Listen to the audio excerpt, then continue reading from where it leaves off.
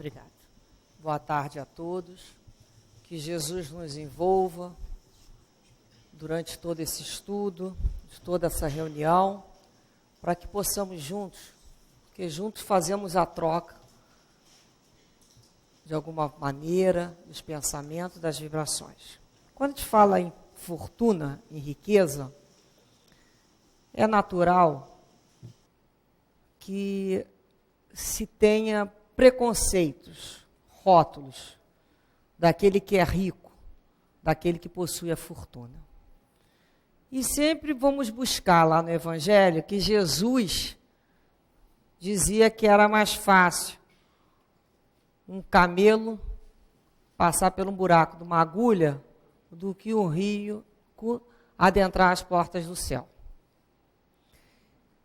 Só que, na realidade, se a gente for estudar mesmo o Evangelho, você vai perceber que Jesus tinha uma isenção, tinha uma autonomia, e de maneira nenhuma ele teria tal preconceito.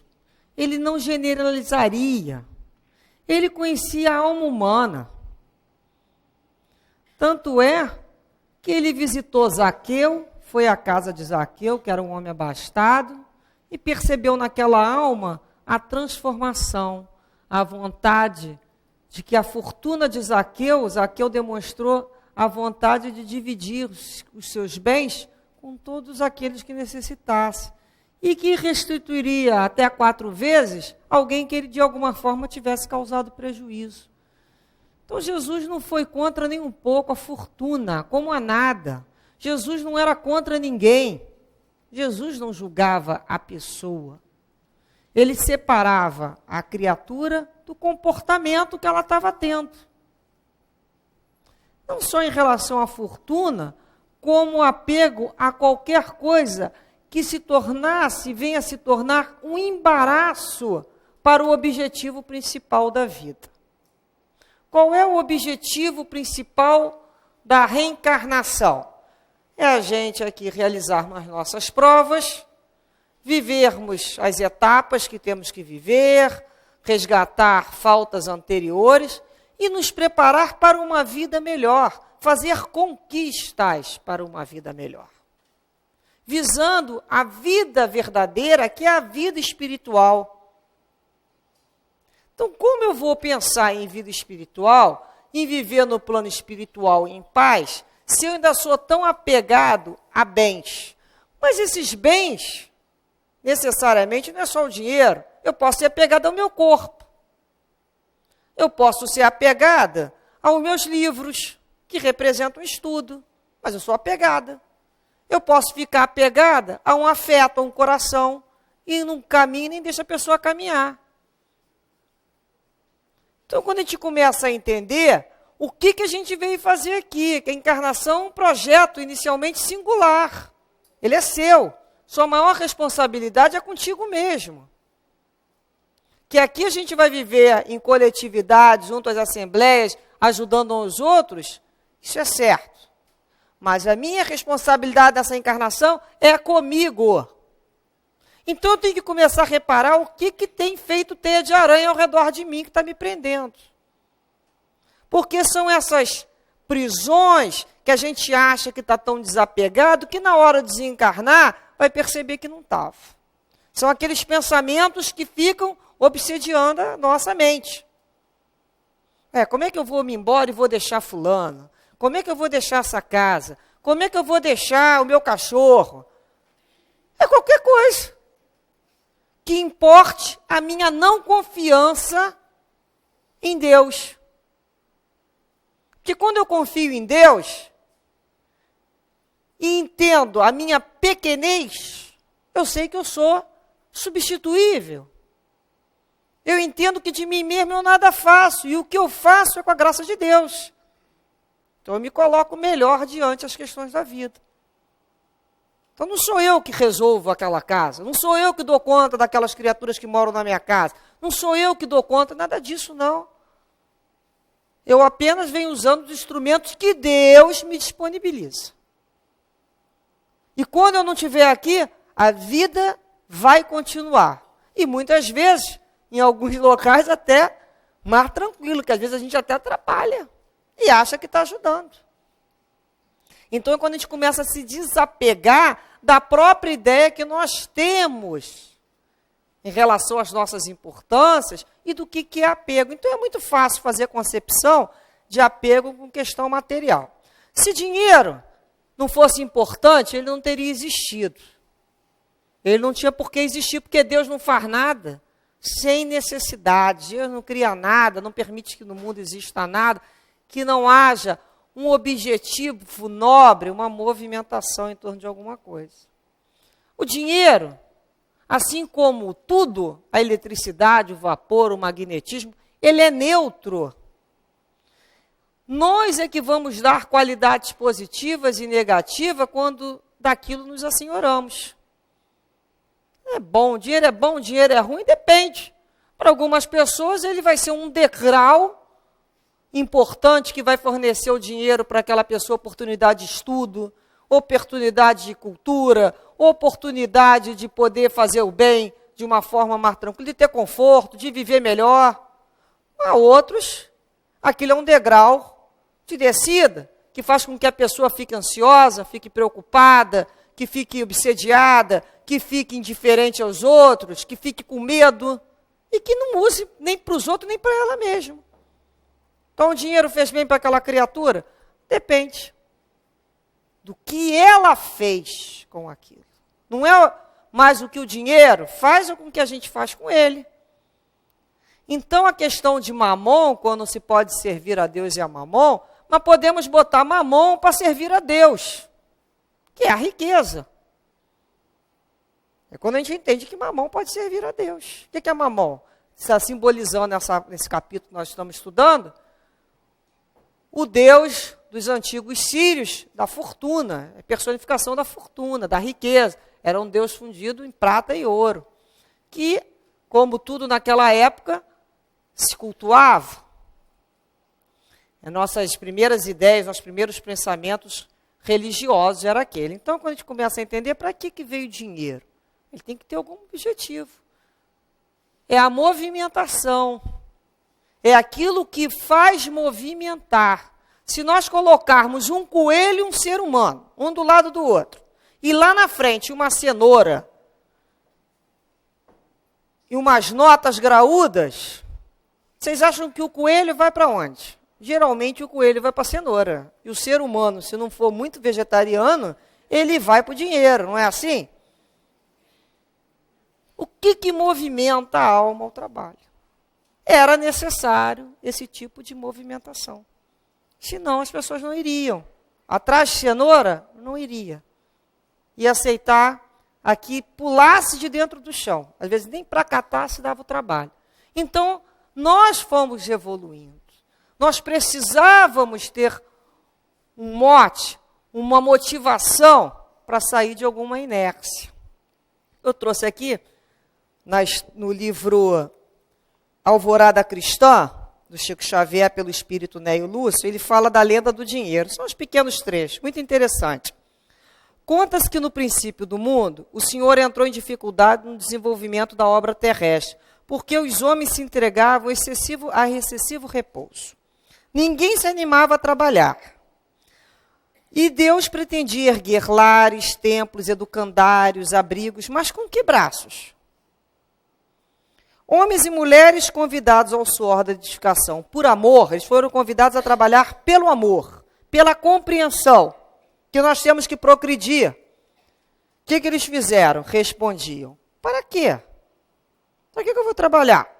E comiam assim os frutos silvestres, perseguiam animais para devorá-los e dormiam sob as grandes árvores.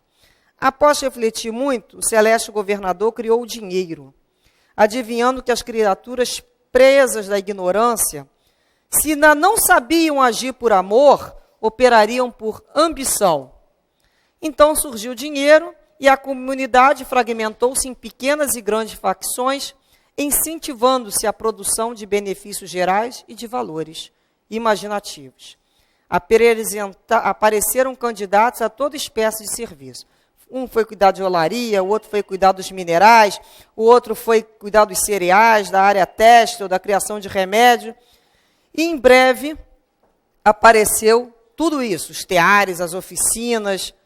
e houve o progresso amplo na inteligência e nas coisas.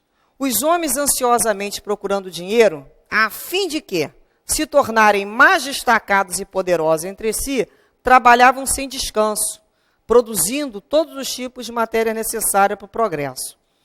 E assim a terra foi aproveitada, as pedras foram removidas, os rios canalizados, os frutos foram guardados em conserva, as estradas foram traçadas, e toda a gente perseguia o dinheiro e guerreava pela posse dele. Vendo então o Senhor que os homens produziam vantagem, considerou assim satisfeito.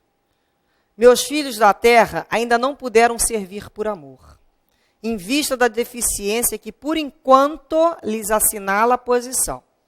Todavia, o dinheiro estabelecerá benéficas competições entre eles em benefício da obra geral. Reterão provisoriamente os recursos que me pertencem e, com a sensação da propriedade, improvisarão todos os produtos materiais que o mundo necessita. Esta é a minha lei de empréstimo, que permanecerá assentada no céu. Cederei possibilidades aos que me pedirem. Todavia, cada beneficiário me apresentará as contas do que houver despendido, porque a morte conduzi-los a um à minha presença. Esse decreto divino funcionará para cada pessoa em particular, até que meus filhos individualmente aprendam a servir por amor a felicidade geral, livre do grilhão que a posse institui. Então, até que a gente aprenda a trabalhar por amor. Nós já estamos aprendendo a trabalhar por amor? Já.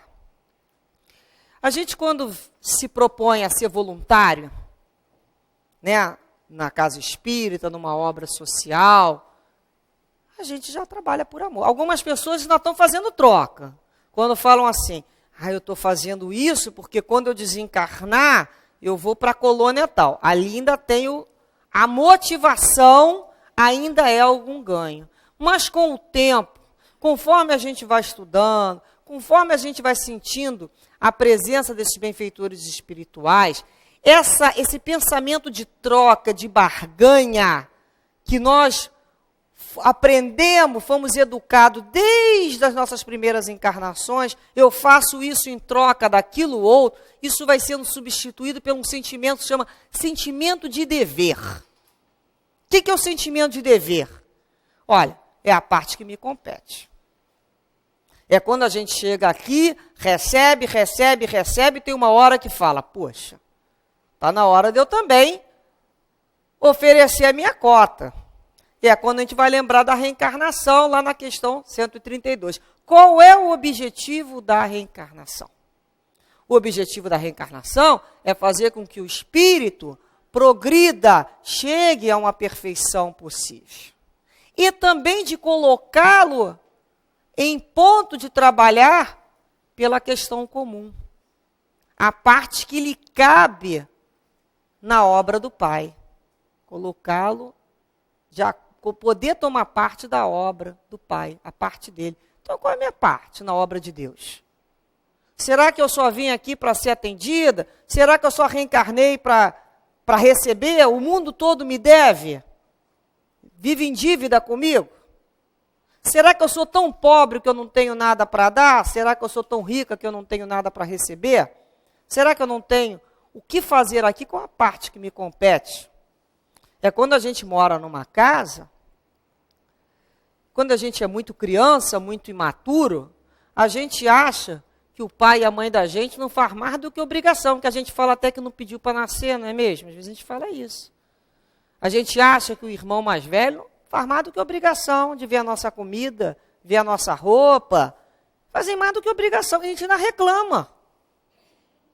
A gente ainda reclama. Está tudo colocadinho ali, disposto para o nosso... Mas a gente reclama, nunca está bom. É o filho que aquilo nunca está bom. A vida inteira deve a ele. Até que ele vai amadurecendo, vai aprendendo a pegar a parte que lhe cabe. Então, assim são os filhos. Tem uns que não vão pegar nunca. Que vão chegar à idade madura, se sentindo mesmo que vieram para ser atendidos e servidos. Ele é o esperto? Ele é o imaturo. É que as pessoas se calam para não falar aquilo para a criatura. É o imaturo. É o que ainda não conseguiu tomar parte do seu quinhão, da sua parte, da herança. Então, ele é um imaturo, ele nasceu para ser servido. Os outros não. O outro já consegue fazer para o irmão que gosta. Ó, eu faço, mas só faço para aquele meu irmão que eu gosto. Também a mente que ainda se coloca de uma forma com favoritismos. Ainda é parcial. Tem outros que alguns irmãos que já fazem para todos os irmãos naquele horário. E já tem outros irmãos que saem até para trabalhar para ajudar o pai e a mãe dentro de casa a colocar comida. Porque se sentem na obrigação. Que sentimento é esse? Sentimento de obrigação, é o senso moral. Então a consciência, conforme ela vai despertando, o senso moral vai crescendo, não dá mais para o carro voltar para trás. Não dá mais para dormir e falar que não tenho nada a ver com isso. Tenho sim. Eu moro nessa casa, essa casa é minha, é dos meus.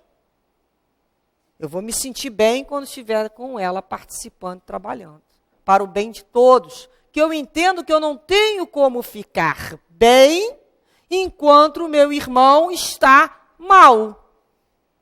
Eu não tenho como comer um prato com a minha consciência em paz e tranquila, sabendo que o meu irmão do lado está passando fome. E isso é bom em sentimento, porque senão seria a indiferença. Então, esse sentimento estranho, esse desconforto, significa que a gente ainda tem a generosidade, o idealismo dentro do coração. A vontade que o outro também tenha aquilo que eu tenho. Esse é o desejo. Que ele também esteja bem, que esteja feliz.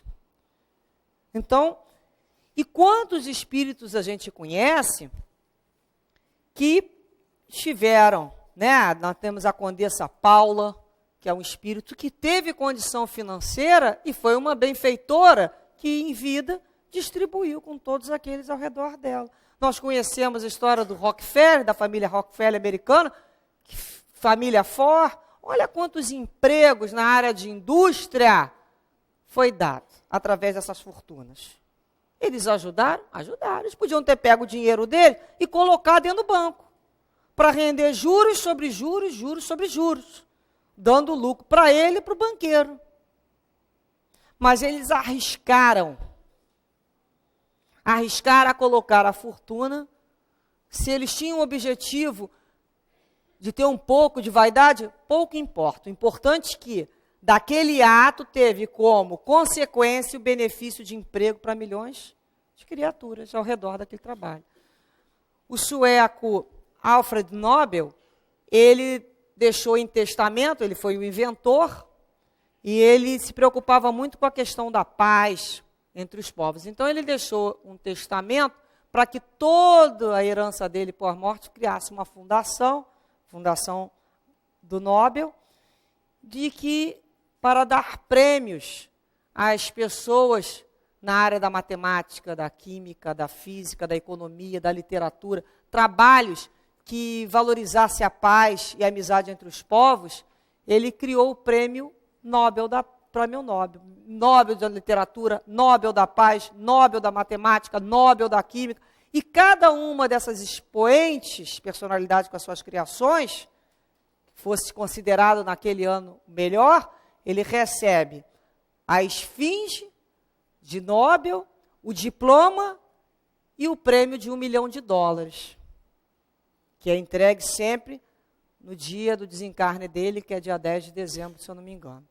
Então, o que ele busca com aquilo ali? Motivar para que cientistas, literatos, fomentadores da paz continuem os seus estudos e as suas pesquisas.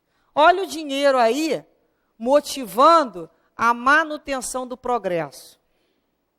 Quantos pesquisadores colocam as suas fortunas para realmente se descobrir as questões aí das células-tronco? Olha o benefício que todos nós estamos auferindo diante da questão da ciência, nós vamos reparar o progresso na área tecnológica, porque tem gente colocando dotações, recursos, para que isso ocorra. Então, é quando a gente começa a entender que para que eu estou querendo destinar? Para quem tem essa fortuna, então esses exemplos existem. Então, a gente não pode simplesmente dizer, a pessoa é rica, a pessoa tem fortuna, ela é assim. Não, ela é assim não. Às vezes ela faz doações que nós nem sabemos que ela faz. Mas ela viaja de navio, ela passeia de avião, ela mora numa mansão, mas ela é rica. Não é? Ela é rica. É a parte dela, da vida dela. Ela não tem que vivenciar a prova de não ter. Ela está vivenciando a prova de ter, distribuir, dividir com quem não tem. Eu não posso rotular uma pessoa porque ela mora numa mansão. Ela mora numa mansão significa que eu sinto mais amor do que ela, que eu seja mais religioso do que ela? Quem disse? Quem conhece o coração do outro? São preconceitos que nós temos que vencer. Na questão 815 do Livro dos Espíritos, Kardec pergunta qual a prova mais terrível para o homem? A da miséria ou a da riqueza? Qual a prova mais difícil? A gente começa a examinar, né? As duas são muito difíceis. Cada uma visa um objetivo. Quem passa pela a prova da pobreza, da miséria, o que está vivenciando? A resignação, a paciência. Tem que ter muita resignação. Pessoa que da limitação, qualquer limitação. Eu não digo só a limitação financeira, não. A limitação física mesmo, do corpo físico. São provas de resignação, você tem que ter paciência. Você vai olhar o outro ter e não tem. Agora, qual o perigo de uma prova dessa? A pessoa fica aí resignada com Deus, blasfemando, acusando Deus de todo mundo, que a vida dela não serve para nada. Ela começa, você vê quando a pessoa ela se permite um grau de objeção, que ela se permite a degradação do caráter. Ela vai e pode chegar até o suicídio. Pode. Ela não suporta. Não ter. Quando ela não vai entender que a vida dela, a prova vai ser aprender a viver do que tem. E a gente lembra que o pão nosso geralmente não falta. O pão nosso, com o claibonzinho ali, não falta. Vai faltar o queijo de nome difícil. Isso falta. Mas o pão está ali. O feijão com arroz, ainda mais hoje em dia, com essas questões de paternalismo aí social, político, tem sempre aquela bolsa para adiantar a criatura. Mas não é o pão que está faltando. Ela não tem o tênis de marca, que o filho lá de não sei quem tem, que na novela apareceu. Aí a prova dela é aprender a entender que ela não vai ter. E que nem por isso ela vai ser infeliz. Porque o pobre, ele quando não tem as coisas na cabeça da ambição e da inveja, a vida alheia, ele é muito feliz. Você vê, quem desde a infância não tem muito, é muito criativo. Por quê? Porque a necessidade é a mãe da criatividade. Será que um rico sabe o que é um pão? Um pão com feijão? Um pão com banana? Um pão com claibon e açuquinha por cima? Isso é coisa de pobre. Mas é gostoso. Sabe que quem tem muito dinheiro sabe o que é comer uma fruta no pé? Em cima de uma caramboleira? Sabe o que é saber rolar numa areia? Sabe o que é boia de caminhão? Sabe o que é pegar peixinho numa vala? Sabe o que é pegar uma rã? Eu não sei se sabe. Mas que é bom é. Para quem viveu e curtiu, é bom. Porque o pobre, com as coisas mais simples, se torna coisas incríveis, brinquedos maravilhosos, são cabanas. Aquilo tudo se transforma, o quintal vira uma selva.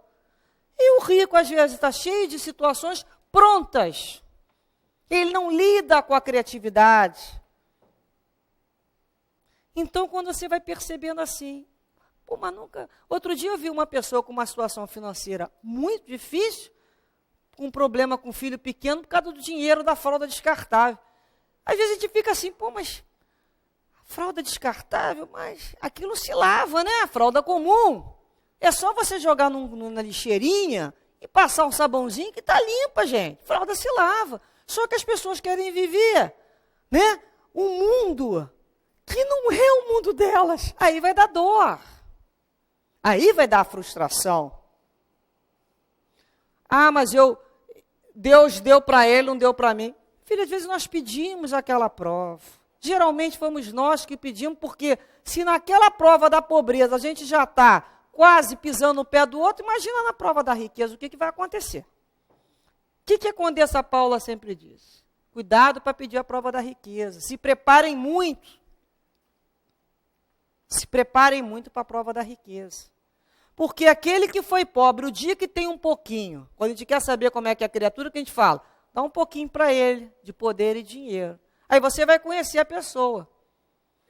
Ele começa a não lembrar dos antigos companheiros da vila, ele já esquece tudo que ele viveu, se um dia foi pobre eu não quero me lembrar, não é aquela história? Os ricos, quando se encontram, Leon Denis que fala isso no livro O Porquê da Vida. Ele fala, né, que os ricos, quando se encontram, um é para contar mais vantagens do que o outro. E eles ficam se rivalizando um com os outros. Já o pobre, eles se unem pela necessidade. Só alguém que já viveu a pobreza, a humildade, para saber a dor do outro. É preciso passar pela prova da pobreza. Só assim você vai entender quando alguém falar assim, ó. Às vezes tem gente que fala assim, o que é 10 reais? O que é 5 reais? É dinheiro. É muito dinheiro. Para quem não tem. Então, às vezes a gente escuta essas pessoas falando essas coisas e fala assim, é dinheiro. Então, só quem sabe o que é ter não ter R$1 naquele dia, é que vai valorizar. Mas não a ponto de virar uma usura, um avarento, como tudo na vida. Então, Leon Denis ele faz uma analogia com os pássaros. Né? Lá na França, um frio intenso, no inverno, aquele frio, o céu sombrio, e olha, tudo é neve, aqueles passarinhos ficam em cima do telhado, tudo um do lado do outro, silêncio, um grudadinho do outro, para quê? Para sobreviver. Eles se aproximam mais na hora da dificuldade, não é assim? A gente não é assim? Na hora da dificuldade, a gente valoriza o que é um abraço, que alguém fale para você assim, estou contigo, irmão. Não valoriza na hora da dor? Não é importante receber um telefonema? Não é importante receber um abraço? Mas na hora da dor a gente valoriza isso. Está precisando de alguma coisa? Na encolha, baixinho. Quem que esquece quando foi na hora da necessidade, da precisão, que alguém chegou baixinho e falou assim, está precisando de alguma coisa que eu possa ajudar dentro da minha possibilidade? A gente não esquece essas criaturas, não. Então, esses pássaros ficam juntinho na hora do frio. Depois, quando começa a mudar a estação, que começa a aparecer os primeiros raios de sol, a comida começa a brotar, um pássaro quer gritar mais do que o outro já berra mais do que o outro, e sai voando um para cada lado, já começam a se estraçalhar, a brigar entre eles, e assim é o homem, muito dócil, às vezes, na necessidade. Mas na hora da opulência, quando os bens materiais começam a sobrar, se tornam indiferentes, se tornam rudes e frios com o outro. Essa é a prova da riqueza. Passar e não se tornar indiferente à dor do outro. Não se tornar rude, não achar que é melhor. Nós somos... A fortuna e a vida é uma roda. Hoje eu estou aqui, amanhã eu estou ali. E o outro está no meu lugar. Quem que pode se garantir que nada muda? As coisas mudam. Basta estar vivo para se ver. Hoje tem, amanhã não tem. Deus dá, Deus tira. O que Jó falou? Louvado seja Deus. Jó tinha tudo. Na prova da paciência que ele vivenciou, lá no Antigo Testamento. Ele tinha tudo. Deus foi tirando tudo. O que ele falava? Louvado seja Deus. Deus dá, Deus tira. Louvado seja Deus. Porque o restante é ilusão. O que eu tenho que fazer aqui é vivenciar cada posição que eu me encontro. Qual é a prova que eu estou vivendo?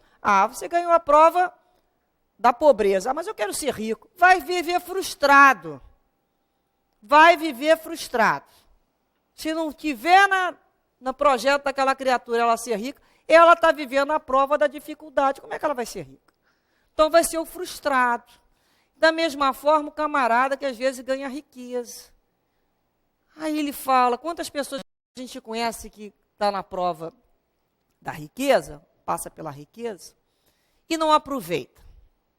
São criaturas que não usam aquele dinheiro para estudar, para viajar, para ter conforto, para ter saúde, só guardam.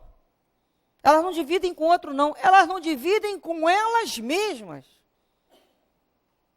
Ela não aprendeu que aquilo é para usar, sem consciência. Mas se eu usar, eu não vou para o céu. Você vê como é que é a ignorância. Eu já ouvi pessoa falar isso. O problema não é o uso em nada na vida. O problema é o abuso. É sair do justo limite. É lógico que uma pessoa que tem uma condição simples, o que tem mais dinheiro vai ter naquele mesmo apetrecho, vamos dizer, vestimento. Vai ter uma vestimenta melhor, é natural. É quando a gente começa a perceber que isso não vai fazer diferença. O problema é o abuso. Aonde está esse apego? Então, quando Jesus conversa lá com o moço rico, e o moço rico quer a salvação, e ele pergunta o que tem que fazer, e Jesus fala, ele falou assim, tem que atender a lei. E ele falou, eu obedeço à lei. Então Jesus faz aquela pergunta decisiva. É aquele ponto decisivo que nós todos vamos ser chamados um dia. Então abandona tudo, vende todos os seus bens e me segue. Aí ele entristeceu e parou. O que a gente vai perceber aí? Que a lei, existe a lei e existe a graça. A lei vem de Moisés e a graça e a verdade vêm por Cristo. Está lá em João, capítulo 1. O que a lei personifica? A lei é a figura de Moisés, é o decálogo, é o mundo, nos educando para aprender a viver no mundo. Está lá os 10 mandamentos. Essa é a lei. Jesus vem com a graça. A graça vai além da lei. A graça são as virtudes. Não vou fazer porque a lei não permite. Além de eu não fazer isso que a lei não permite, eu vou transportar essas barreiras e fazer o além. São as virtudes. É a abnegação. Então o jovem, ele cumpria a lei.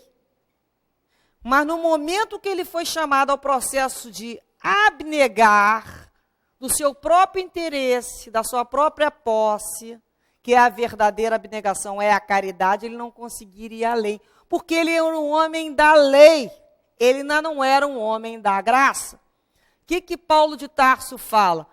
A salvação está na graça, a salvação não está na lei. A salvação está na graça, está no além da lei. Então é quando a lei é aquilo a lei me permite, eu vivo dentro da lei, eu posso viver dentro da lei e não viver dentro da graça. E não conseguir ter nenhum ato que transporte além da lei. Mas eu nunca vou conseguir viver na graça e fora da lei. Então é quando a gente começa a entender que existe um momento, nós fomos convidados para aprender a fazer conquistas. Nós temos como espírito aprender a conquistar. Conquistar uma inteligência mais aprimorada, a cultura, em conquistar uma vida social melhor. São as conquistas. Conquistas financeiras, conquistas afetivas, são conquistas. Depois que a gente aprende a conquistar, a gente tem que aprender a conservar. Aprender a conservar aquilo que tem, porque muitos aprenderam a conquistar, mas não sabem conservar nada. Perdem tudo. Perdem dinheiro, perdem afetos, perdem saúde. Não conseguem conservar. ter rotinas de conservação. E a lição mais difícil é aprender o quê? A renunciar. A renunciar em nome da vontade de Deus. E vai chegar um supremo momento que nós vamos ser convidados a renunciar. O que esse moço rico foi convidado? A renunciar. Ele não conseguiu, ele conquistou e conservou. Mas na hora de renunciar, ele não foi capaz. O que Jesus nos ensinou o tempo todo? A renúncia. Em nome da vontade do Pai. E não se renuncia apenas bens materiais. Não se renuncia somente o corpo na hora da morte física. Se renuncia também às posições estimáveis do mundo. Eu tenho que renunciar a posições. Porque senão eu vou entrar num clichê. Eu sou isso, eu fico isso. Não, eu tenho que aprender a renunciar. A vida mexe com a gente. Meu filho, você não é nada disso. Você está nessa situação. Você está professor, você está esposa, você está mãe, você está pai. Daqui a pouco as situações vão chamar a renunciar a algumas posições dessas. Você tem que estar preparado pela confiança que você tem em Deus. Que nada na minha vida vai acontecer para o meu mal, e sim para a minha compreensão. Então não é porque isso aconteceu comigo. Para que isso está acontecendo comigo? O que eu estou aprendendo com isso? Olha como é que é a dificuldade de abandonar esse meu emprego. Olha a dificuldade que eu estou, de largar essa casa que eu morava. Olha a dificuldade que eu estou tendo de abandonar essa amizade que não me quer mais. Olha os apegos. São verdadeiras teias de aranha que mais tarde vai dar problema. Então, quando a gente começa a perceber que Jesus não estabelece dizendo que tem que abrir mão, que é a única salvação é desfazer dos bens, não. A gente tem que compreender isso. A gente tem que entender que o desapego que se coloca é do abuso e não do uso. Então, a gente vai aprendendo a viver, né? A gente vai aprendendo a usar a fortuna. Lacordaire, nesse capítulo, ele fala assim, olha, que a fortuna, sabedoria, né? Saber passar sem ela quando não a temos. Saber empregá-la utilmente quando a possuímos. E saber sacrificá-la quando necessário. Isso é agir segundo os desígnios do Senhor. Isso é aprender a ouvir a vontade do Pai, quando te faz lá o Pai Nosso. Seja feita a vossa vontade. A vontade dele, não a minha. Então, às vezes eu estou numa situação, eu tenho um emprego bom, eu tenho uma condição financeira boa, uma saúde boa, uma família estabilizada, e as coisas mudam. E eu não sou mais esposa, às vezes eu não sou mais mãe, eu não tenho mais aquela condição financeira que tinha, a vida já se mostra de uma outra maneira. E aí? Cadê a minha confiança no Pai? Na hora do sol, né, na hora da friagem, a gente fica quietinho. É a hora que a gente começa a entender que vai ter que se quietar e entender o processo. Porque senão a gente vai sair bicando todo mundo igual um pássaro, descontrolado. É quando a gente começa a lembrar assim, do Salmo, o Senhor é meu pastor, nada faltará. O Senhor é meu pastor, ou é ou não é. Porque senão eu vou servir a Deus e a mamão. Senão meu Deus não é meu Deus é o dinheiro. Eu só sou o que eu sou pelo dinheiro. Ah, mas eu vou morrer, eu vou acabar morrendo. A gente vai morrer rico ou vai morrer pobre? A gente vai morrer de qualquer maneira. Isso é uma grande verdade. Ah, mas os meus alimentos e o que eu como. A gente não está vivo porque pelo que come, a gente está vivo pela graça de Deus. Porque tem muita gente que come e que o organismo não processa, não metaboliza e também morre. Então também não é um alimento que faz a gente ficar vivo. O que me faz me manter vivo é a graça de Deus. Então, essa minha encarnação, qual é a prova que eu estou vivendo? Se é a prova da riqueza, eu tenho que utilizar da riqueza para que ela crie benefícios ao redor de mim. Como qualquer riqueza, se eu tenho riqueza intelectual, eu tenho que dividir meu conhecimento com outros. Se eu tenho força física, eu tenho que dividir minha força com quem se precisa. Se eu tenho conhecimento, se eu tenho poder social, eu tenho que usar esse poder ao benefício de todos. É multiplicando, é se dando que se ganha. Ao contrário da criatura que tenta reter, ela fica prisioneira de si mesma. Ela deixa de ser dono da fortuna que ela possui, do talento que ela tem, para ser escravo dela. Então ela não possui mais nada, ela é possuída. Ela não tem liberdade. Então é aquele momento, olha, o que eu tenho é isso. Se a minha vida acabar agora, o que é meu? É aquilo que eu consegui levar quando eu desencarnar. Somente os títulos, as posições, aquilo que eu pensei que eu conquistei e não conquistei, vai ficar tudo aí. Para eu voltar, se quiser, para retornar ao meu trabalho. E às vezes a pessoa acha que o céu, que o mundo espiritual, ele só existe em espíritos com sandália franciscana. Não é não. Porque muitos espíritos que não querem ter o progresso, não querem dividir, abrem mão até de fortuna porque não querem aprender a administrar. Porque é mais fácil não usar do que saber usar. Não é assim? É mais fácil não usar. O difícil é saber usar. Às vezes você pega uma coisa e fala assim, tá aqui essa saco, ó, dá para quem você quiser. Cheio de roupa. A pessoa não quer ter o trabalho de aprender a ir lá e dividir com quem precisa. Ó, eu vou pegar esse dinheiro, vou dar esse dinheiro aqui. Fulano resolve. Porque ele também não quer ter o trabalho de atender, às vezes, uma necessidades individuais. Então, é o momento que a gente começa a se questionar. O que é o tal desse desapego, né, que perturba a nossa salvação? Me lembrei de uma história que nos faz o tempo todo recordar a necessidade da vigilância. Era um cidadão que resolveu fazer votos de pobreza e desapego. Ele terminou com todos os bens dele, com propriedade. Ele ficou apenas com 2 tangas. A que ele usava e a reserva. Tomava banho, lavava aquela e trocava tanga. Só 2 tangas, mais nada. Deu tudo, se desfez de tudo. E passou a procurar gurus, sábios que vivessem de desapego. Porque ele queria medir se alguém era mais desapegado do que ele. Olha o problema dele. Já começou o processo da rivalidade. Tem alguém mais desapegado do que eu? Duvido, porque eu só tenho 2 tangas.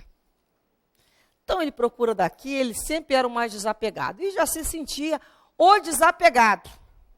Ele só tinha 2 tangas. Mas não é mesmo? Ele é desapegado ou não é? É desapegado, ele não é? O raciocínio, lógico. Ele só tem 2 tangas.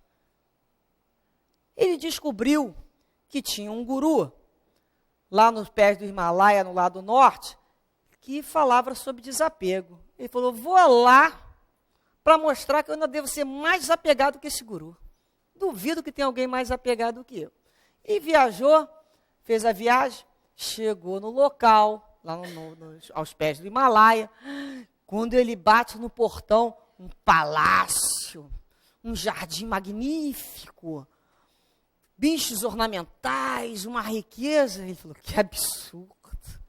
Aí veio o serviçal atendê-lo.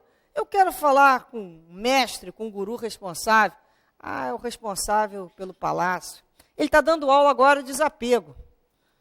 Ele pensou consigo, que absurdo. Como era costume da casa, o serviçal falou para ele, faz o seguinte, o senhor quer falar com ele? O senhor tome um banho, o senhor faça uma refeição e descanse. Depois o senhor fala com ele está lá no jardim. Ele achou aquilo muito estranho, mas não discutiu. Foi lá tomar o banho, lavou a tanguinha dele que ele estava usando, botou para secar, pegou a limpinha e desceu para desmascarar aquele impostor de desapego.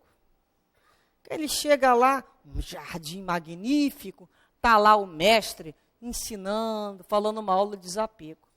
E na cabeça dele, desapego não tem nada a ver com posse. E o que ele via ali era o quê?